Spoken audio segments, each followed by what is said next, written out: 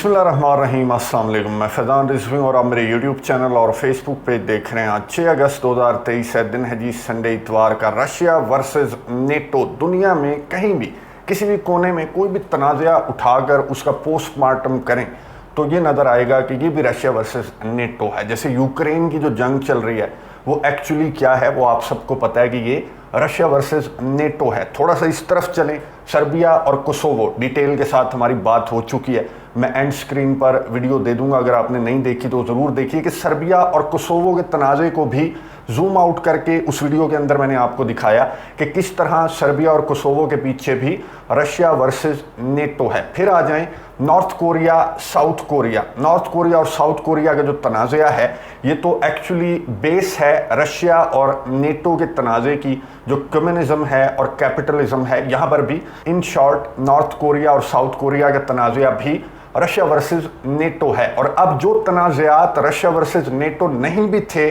वो भी अब रशिया वर्सेस नेटो हो चुके हैं। जैसे अजरबैजान और आर्मीनिया का जो नगोर्नो कराबाख का तनाज़ा है, प्योरली इनका आपसी मामला है। दोनों एक्स सोवियत स्टेट्स हैं, लेकिन अब यहाँ पर भी हमें नेटो की, यूरोपियन यूनियन की इन्वॉल्वमेंट साफ साफ दिखाई दे रही है। तो दुनिया के कोने कोने में ये जितने भी महाज हमें गर्म दिखाई दे रहे हैं ये इशारा है एक बड़ी जंग का। और आज इस वीडियो के अंदर हम जिस तनाज़े की बात करने वाले हैं, आप में से बहुत सारे व्यूवर्स ने गुज़िश्ता वीडियो के कमेंट्स बॉक्स में बहुत सारे व्यूवर्स ने कहा कि निजेर में क्या चल रहा है। निजेर के हवाले से बताएं कि यहाँ पर क्या रशिया वर्सेस नेटो एक मरतबा फिर से निजेर के अंदर भी हमें नज़र आ रहा है। मामला तो बहुत सिंपल है, बहुत सिंपल है कि एक आर्मी वाला आया और उसने एक सदर को कुर्सी से हटाया और ख़ुद आकर बैठ गया। ये सिंपल सा, पूरी दुनिया के अंदर इस तरह की मिसालें कि कोई पहली मरतबा नहीं है कि किसी डिक्टेटर ने आकर किसी जमहूरी लीडर को हटाया और कुर्सी पर बैठ गया। ये सिंपल सा मामला था।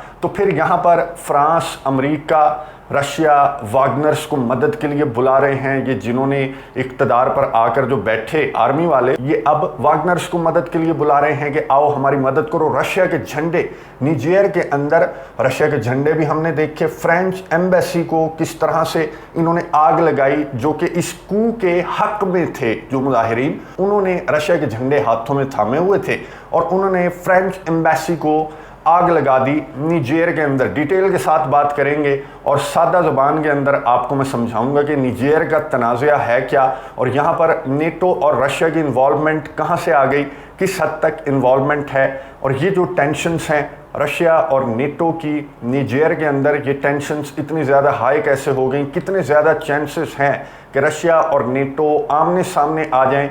डेडलाइन सेट हो चुकी है, वागनर्स को मदद के लिए बुला लिया गया है। डिटेल के साथ एक्सप्लेन करूंगा आपको। निजेर जो है ये अफ्रीकन कंट्री है, वेस्ट अफ्रीका के अंदर निजेर वाक़ है। इसकी आबादी में 99.3% पॉपुलेशन जो है वो मुस्लिम्स की है, मुसलमान है। 99.3% पॉपुलेशन यहाँ पर मुसलमानों की है। सहारा डेजर्ट का आपने नाम सुना होगा। मैं आपको बता दूं कि दुनिया भर में ये तीसरा बड़ा डेजर्ट है, सहारा डेजर्ट अफ्रीका के अंदर। ये सहारा डेजर्ट के नीचे निजेर जो है वो सहील का एक पट्टी है, सहील की, उसके अंदर ये निजेर का मुल्क आता है। ये सहील की पट्टी में आपको बता दूं ये अटलांटिक ओशन से लेकर रेड सी तक जो भी ममालिक इस पट्टी के अंदर आते हैं, निजेर समेत, वो सहील की पट्टी के अंदर आते हैं। निजेर इसी सहील की पट्टी के अंदर है। अब ये जो ममालिक आपको नज़र आ रहे हैं निजेर के अतराफ़ में, इसमें लीबिया भी है, अल्जीरिया भी आपको नज़र आ रहा होगा, माली भी नज़र आ रहा होगा, बर्किना फासो, ये भी निजेर के अतराफ़ ये ममालिक हैं। और नाइजीरिया भी आपको नज़र आ रहा होगा। आपके जहन में एक सवाल आ रहा होगा कि ये अगर नाइजीरिया है तो फिर ये निजेर क्यों है, ये नाइजर क्यों नहीं है। जब नाइजीरिया के अंदर से आई और ए हटा दें तो ये नाइजर बन जाएगा, लेकिन इसे निजेर मैं क्यों कह रहा हूँ, आपने बहुत सारे वीडियोस देखी होंगी, मैंने भी देखी, उसमें मिस प्रोनाउंस किया जा रहा है। निजेर को नाइजर कहा जा रहा है और गलत भी नहीं है, क्योंकि अंग्रेज़ी में अगर इसका करें प्रोनाउंसिएशन करें, अमेरिकन इंग्लिश में या ब्रिटिश इंग्लिश में करें तो नाइजर ही होना चाहिए। लेकिन अगर आप निजेर के अवाम से पूछें कि आपके मुल्क का क्या नाम है, तो वो कहेंगे निजेर। उसकी वजह क्या है, उसकी वजह मैं आपको बता दूं। और इस प्रोनाउंसिएशन में, इस वजह में, इसके अंदर मैं इतना क्यों जा रहा हूं, क्योंकि इस वजह के अंदर, इस प्रोनाउंसिएशन के अंदर बहुत सारे राज छुपे हुए हैं। निजेर जो है वो फ्रेंच प्रोनाउंसिएशन है। अब फ्रेंच प्रोनाउंसिएशन क्यों यहां पर इस्तेमाल की जाती है निजेर के अंदर, क्योंकि फ्रेंच कॉलोनी रहा। निजेर जो है वो फ्रेंच कॉलोनी रहा बहुत सालों तक, बहुत 100 सालों तक। ये आपको नज़र आ रहा होगा। फ्रांस जो है उसकी एक कॉलोनियल एम्पायर हुआ करती थी फ्रांस की, जैसे यूके, बरतानिया। अब इंडिया पाकिस्तान वालों को यूके की मिसाल से समझाएं तो वो बेहतरी से समझ आ जाता है। इसी तरह फ्रांस की जो कॉलोनियल एम्पायर थी वो बहुत वसी थी। उसके अंदर ये निजेर का इलाका, अफ्रीकन कंट्रीज, इंडोनेशिया, इंडिया, बहुत सारे ममालिक इसके अंदर फ्रांस की कॉलोनियल एम्पायर के अंदर आया करते थे। तो निजेर जो है ये भी फ्रांस की एक कॉलोनी हुआ करता था 1960 तक, 1960 तक ये फ्रांस की कॉलोनी था।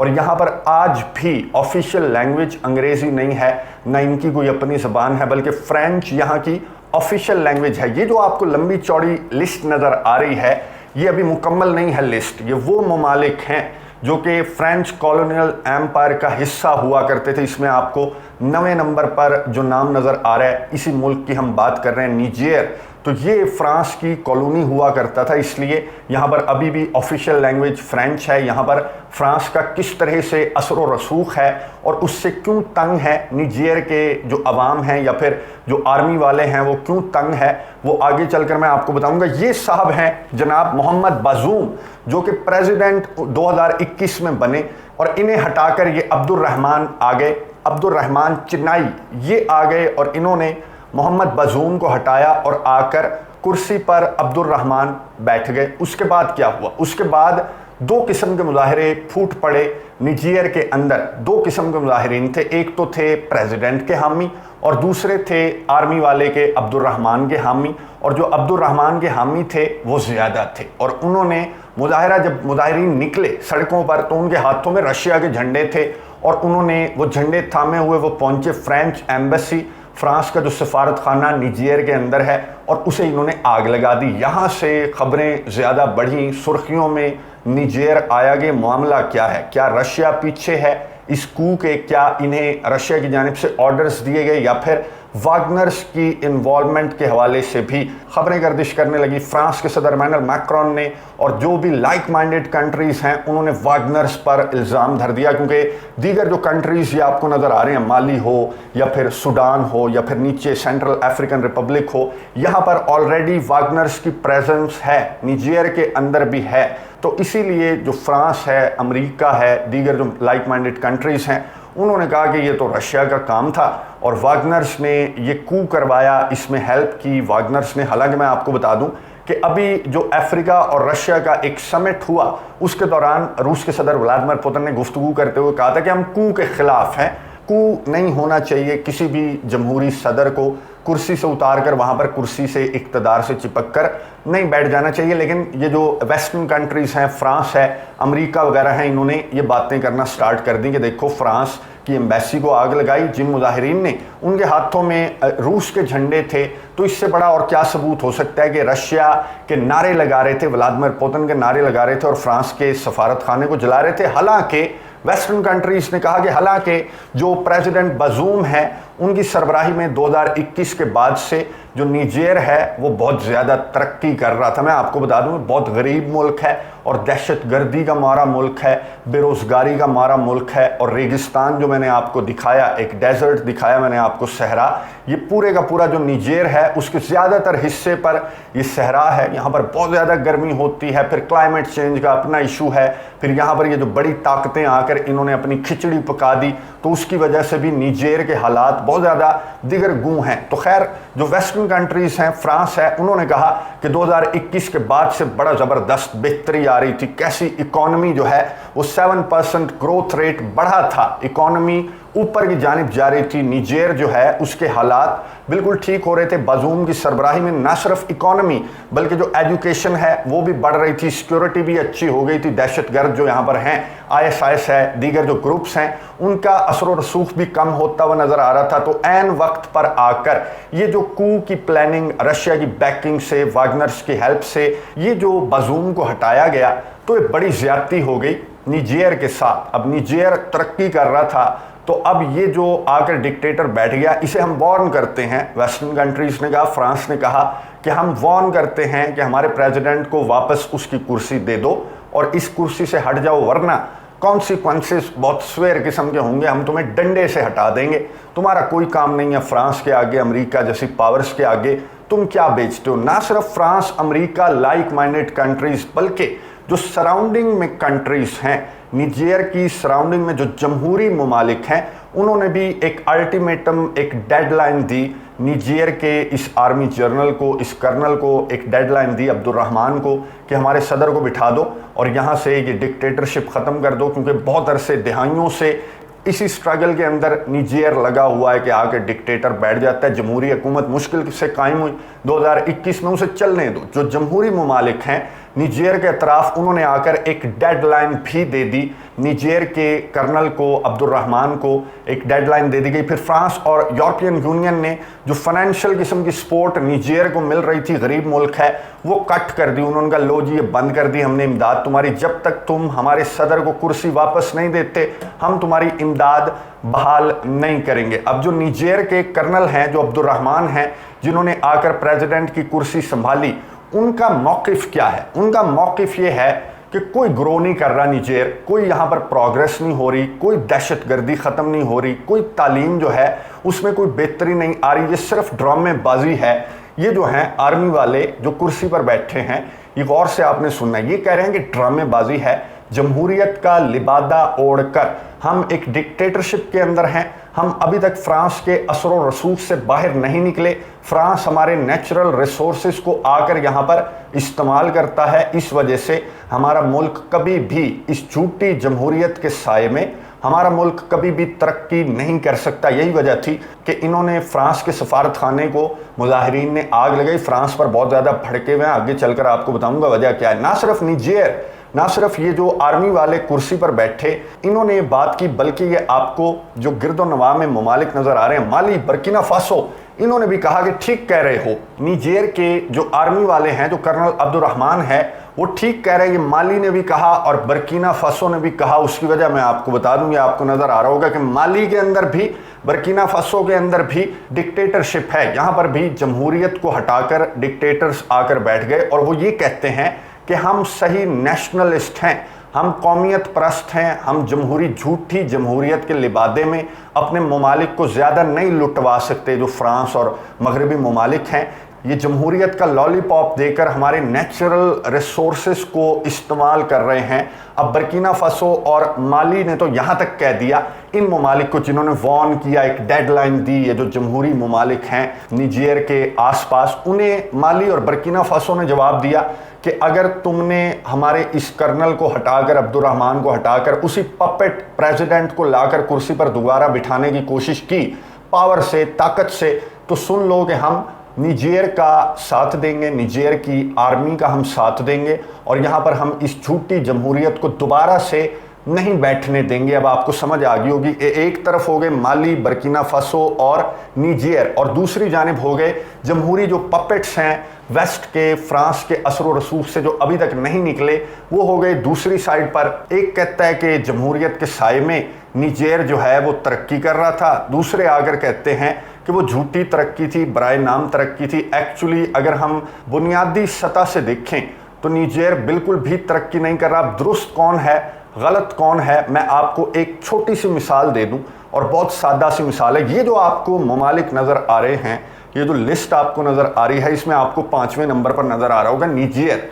ये वो ममालिक हैं जो कि यूरेनियम के बहुत ज़्यादा रिच कंट्रीज़ हैं। यूरेनियम के रिसोर्सेज इन ममालिक के पास बहुत ज़्यादा हैं, जिनमें टॉप 5 में आता है निजेर। अब ये मैं आपको क्यों बता रहा हूँ, इसकी वजह मैं आपको बता दूँ। यूरेनियम का इस्तेमाल आपको पता होगा, यूरेनियम का इस्तेमाल किया जाता है न्यूक्लियर पावर प्लांट्स के अंदर बिजली बनाई जाती है, न्यूक्लियर पावर प्लांट्स के अंदर। और अगर यूरेनियम को ज़्यादा प्रोसेस कर लिया जाए तो फिर यूरेनियम जो है वो एटमी हथियार तक बनाने के काम आती है ये यूरेनियम। और इसीलिए इंटरनेशनल एटॉमिक एनर्जी एजेंसी जैसे जो इदारे हैं, ये वॉच डॉग्स हैं, ये न्यूक्लियर पावर प्लांट्स के अंदर जाकर वहाँ पर निगरानी करते हैं, देखते हैं कि कोई ख़तरा तो नहीं है, कोई खदशा तो नहीं है, कोई यूरेनियम को ज़्यादा तो नहीं पका रहा, ज़्यादा तो प्रोसेस नहीं कर रहा ईरान जैसा मुल्क के कहीं वो एटमी हथियार ना बना दे। तो यूरेनियम बहुत ज़्यादा कीमती है। और यूरेनियम के अंदर यूरेनियम के जो रिच कंट्रीज़ हैं, जो यूरेनियम के रिसोर्सेज जिन कंट्रीज़ में बहुत ज़्यादा हैं, उनमें निजेर जो है वो 5वें नंबर पर, यह आपको लिस्ट में नज़र आ रहा होगा, 5वें नंबर पर आता है। मैं आपको अगली लिस्ट दिखा दूं।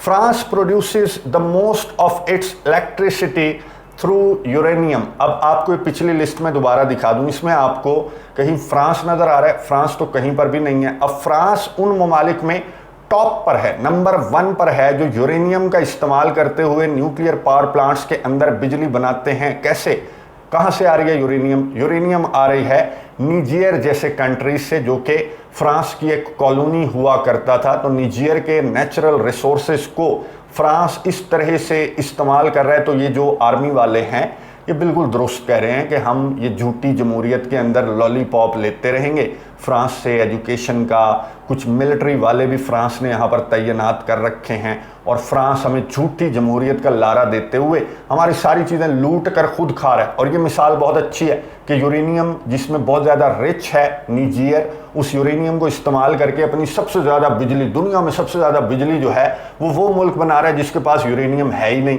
वो यूरेनियम निजेर जैसे कंट्रीज से उठाकर अपना फ़ायदा, फ्रांस अपना फ़ायदा हासिल कर रहा है। लेकिन कैसे? फ्रांस कोई आकर गन पॉइंट पे तो नहीं निजेर को कह रहा कि ला भाई यूरेनियम निकाल।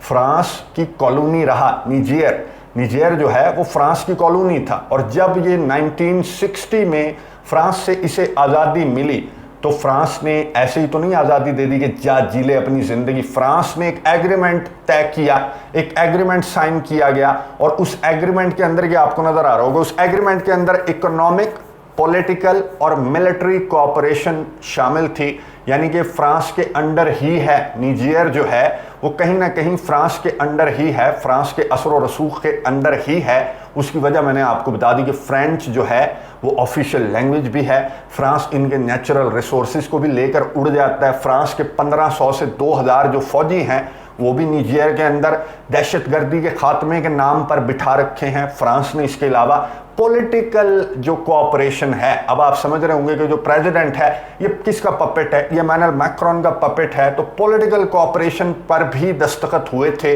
तो फ्रांस कोई आकर गन पॉइंट पर इनसे यूरेनियम नहीं ले जाता, बल्कि इनकी तारीख ऐसी है, इनकी मजबूरी ऐसी है कि ये फ्रांस के अंडर था और अभी भी कहीं ना कहीं ये फ्रांस की एक कॉलोनी है। चाहे वो बराए नाम ख़त्म हो गई हो फ्रेंच जो कॉलोनियल एम्पायर थी, लेकिन अभी भी जाहिर है असर और रसूख तो रहेगा। जब आप सालों तक, सैकड़ों सालों तक फ्रांस के अंडर रहें तो फिर असर और रसूख तो कहीं ना कहीं रहेगा। अगर आपको फ्रांस से हकीकी आज़ादी चाहिए, जिसका अलम बुलंद किया इस अब्दुर्रहमान ने और कुछ जो निजेर के अवाम हैं उन्होंने अलम बुलंद किया कि हमें मुकम्मल आज़ादी चाहिए फ्रांस से। अब मुकम्मल आज़ादी कैसे मिलेगी?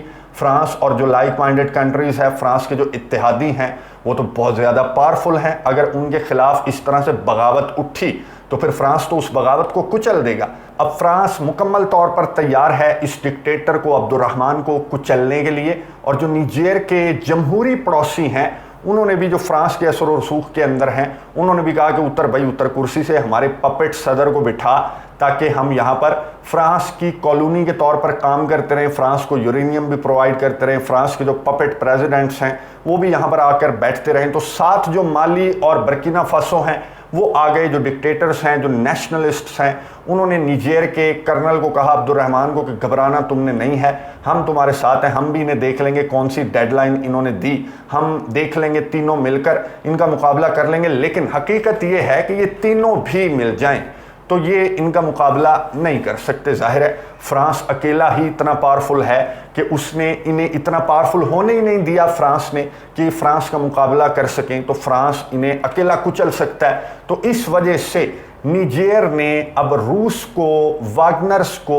मदद के लिए पुकारा है कि अगर हमें फ्रांस से मुकम्मल आज़ादी चाहिए तो हम 1, 2, 3 मिलकर भी फ्रांस के असर और रसूख से अकेले बाहर नहीं निकल सकते, तो हम मदद के लिए बुला लेते हैं वागनर्स को, मदद के लिए बुला लेते हैं। रूस के सदर व्लादिमीर पुतिन के हक में नारे लगाते हैं, उनके झंडे उठाते हैं, क्योंकि जहां पर नेटो होगा तो वहां पर रशिया तो उसके खिलाफ आकर उसने खड़ा होना ही होना है, क्योंकि जब अजरबैजान और आर्मीनिया के तनाज़े के अंदर नेटो आ गया अपनी टांग लेकर, तो फिर यहां पर रशिया क्यों नहीं आएगा अपनी टांग लेकर। रशिया आएगा वीक करने के लिए, वेस्ट को कमज़ोर करने के लिए, वेस्ट का असर और रसूख जो है वो ख़त्म करने के लिए, झूठी जमहूरियत को यहाँ से मिटाने के लिए अब वागनर्स को मदद के लिए बुलाया है। जो निजेर की जो कर्नल हैं, जो अब्दुर्रहमान है, जो आर्मी है, उन्होंने वागनर्स को मदद के लिए बुलाया। और वागनर के चीफ येवगेनी प्रिगोजिन ने, जब ये कू हुआ था तो येवगेनी प्रिगोजिन का मैसेज सामने आया था और येवगेनी प्रिगोजिन ने कहा था कि शाबाश, बहुत अच्छा किया कि तुमने इस झूठी जमहूरियत को उठाकर कुर्सी से फेंक दिया सड़क पर, और इसी तरह से तुम फ्रांस, वेस्टर्न कंट्रीज के असर और रसूख से, इस झूठी जमहूरियत से, इसी तरह से तुम बाहर आ सकते हो। और इस मैसेज के अंदर वागनर के चीफ येवगेनी प्रिगोजिन ने कहा था कि मेरे लायक कोई खिदमत हो तो मुझे ज़रूर बताना। बता दिया है निजेर के कर्नल ने, निजेर की आर्मी ने वागनर के चीफ येवगेनी प्रिगोजिन को बता दिया है कि आप ही कह रहे थे कि मेरे लायक कोई खिदमत हो तो मुझे ज़रूर बताना। खिदमत तो है, बड़ा फड्डा जो है वो गर्म हो चुका है। एक जानिब एक ग्रुप है, दूसरी जानिब दूसरा ग्रुप हमारा भी बन गया छोटा मोटा, लेकिन हम फ्रांस और उसके इत्तेहादियों का अकेले मुकाबला नहीं कर सकते जब तक कि रशिया, वागनर्स हमारा साथ न दें। तो यहाँ पर पहले मैंने आपको एक वीडियो के अंदर कहा था कि मुझे ये लगता है कि नॉर्थ कोरिया और साउथ कोरिया का जो टेम्परामेंट है उनके लीडर्स का, तो वहाँ पर अगर कोई महाज बड़ी जंग का स्टार्ट हुआ तो मुझे लग रहा था कि नॉर्थ कोरिया और साउथ कोरिया से स्टार्ट होगा, और ऐसा है। वहाँ पर भी टेंशन्स बहुत ज़्यादा हाई रहती हैं, लेकिन इतनी हाई नहीं है। यहाँ तो यूँ समझ लें कि सफ़ों के अंदर आमने सामने आकर नेटो और रशिया खड़े हो गए हैं निजेर के अंदर। अब देखना यह है कि डेडलाइन गुजरने से कबल निजेर की ये जो आर्मी है ये कुर्सी खाली करके प्रेसिडेंट को वापस बिठा देंगे, या फिर उससे कबल वागनर की जानिब से, रशिया की जानिब से कोई मदद पहुंच जाएगी निजेर की आर्मी के लिए। नज़र रखेंगे, आपको अपडेट्स देता रहूँगा, और नेक्स्ट वीडियो के अंदर रूस और यूक्रेन के तनाज़े के हवाले से बात करेंगे। कॉमेंट्स बॉक्स में अपनी राय का इजहार ज़रूर कीजिएगा। अगली वीडियो तक के लिए इजाज़त दीजिए। अल्लाह हाफ़िज़।